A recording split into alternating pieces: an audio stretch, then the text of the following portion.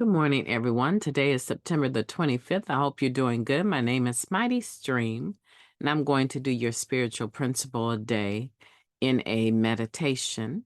I'm brought to you by Hope Through Navigation, and this is our H.O.O.D recovery services. Hope you're having a beautiful morning. You can reach me at recoveryofhope21@gmail.com. Let's go ahead and get into the spiritual principle day meditation. Here we are. Hopefully you can see that. Honesty and self-awareness sounds like a good topic. Honesty is the antidote to our diseased thinking. Basic text, page 9, just for today, living the program. Looking back at our using days, it's easy to see how our outlook on life morphed to accommodate and justify our choices. Self-delusion had become second nature. It takes effort and practice to embrace honesty instead. Even before we got clean, there were clues that honesty might have helped to counter our distorted thinking. At some point in our using, many of us experienced a moment of clarity, although we probably didn't have those words to describe it. Instead of the usual lies we told ourselves, we encountered a sudden wave of understanding in which we realized some essential truths about our lives. The veil of denial lifted, if only for a moment, to give us an undistorted view of ourselves and the mess we'd made. It wasn't pretty. That brief encounter with reality stuck with us and wore us down until we were ready to try something new. Eventually, we make it to the rooms and identify ourselves as newcomers. We give our real name, take a breath, and add, "I am an addict." This admission transforms a tired old excuse into an affirmation and positions us for the first of the 12 steps. With the steps as our guide, we honestly confront the wreckage of our past and establish practices that help us maintain our connection to reality. Recovery is a collective practice, and community is essential to learning about honesty. Real friends support our efforts to be true to ourselves, to choose actions that align with our aspirations, and to help us spot when we're in trouble. I surround myself with people who aren't satisfied when I tell them I'm fine, when they know better.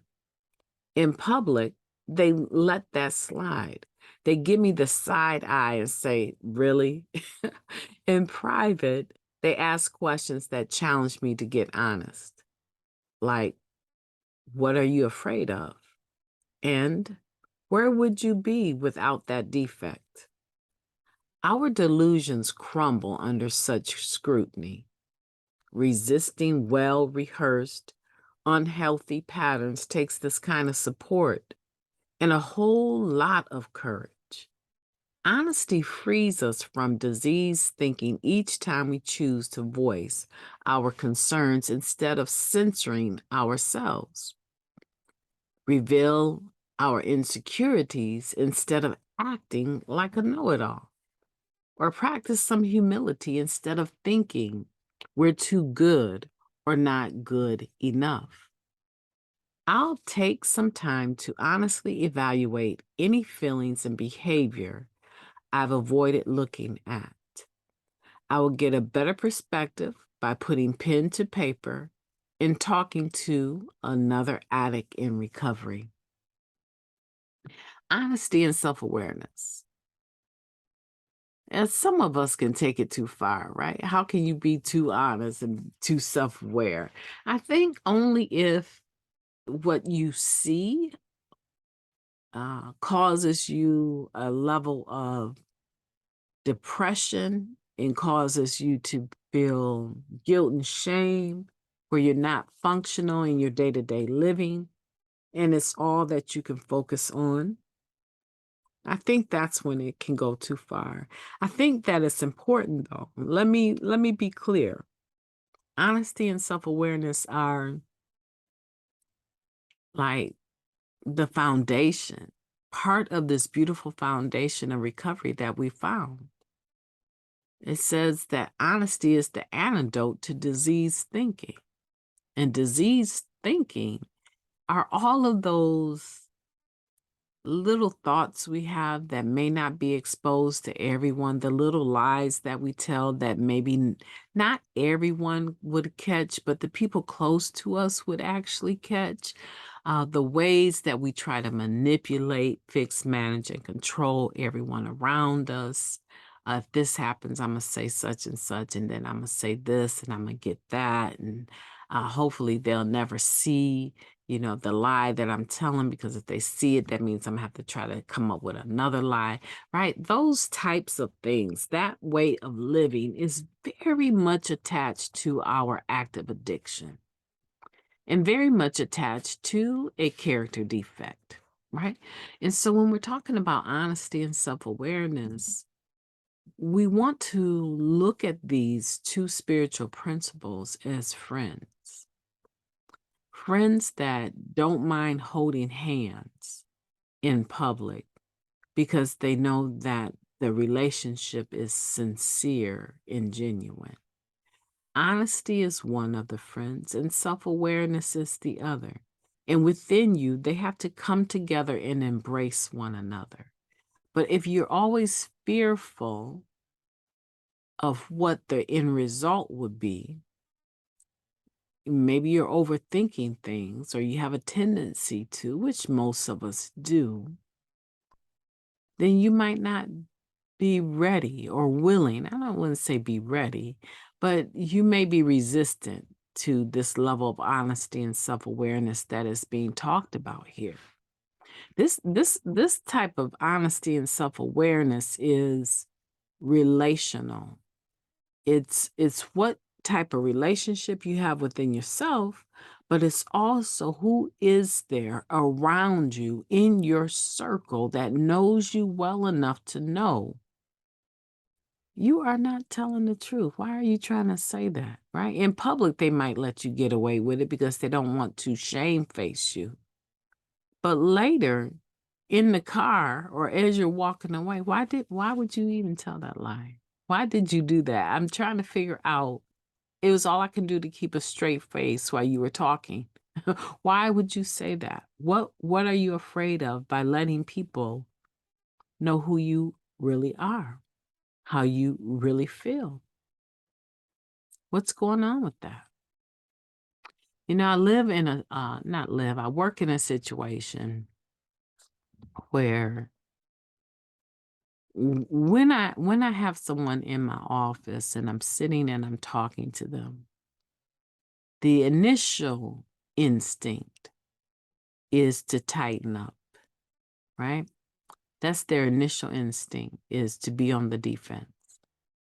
And it only takes my asking a couple of questions for me to know what direction I need to take. Because either the defense will come down and they will be genuine about who they are and what's going on, or the defense will become impenetrable, according to them, right? It will get tougher, more difficult as the conversation goes and I ask questions. Generally speaking, I know whether I'm dealing with someone that is not trusting enough that they don't have to lie, or they feel they have to lie. And I generally will know and recognize this within the first minute of our discussion. Not to mention our reputation precedes us, right? I mean, we're people coming into an environment to improve our lives because of the disease of addiction and the wreckage of our past. So it doesn't take Einstein, to figure out that the tendency to lie is still often great. But that is with all of us. And hopefully we've begun to recover enough where this collective process, this community of having other individuals in our lives that can keep us honest when we don't want to be. And is that how you really feel? Right? Why are you saying that? I'm just trying to understand why you told them that you do thus and so and you don't.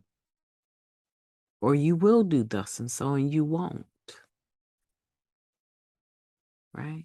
When do we grow up enough in recovery to start being our authentic self?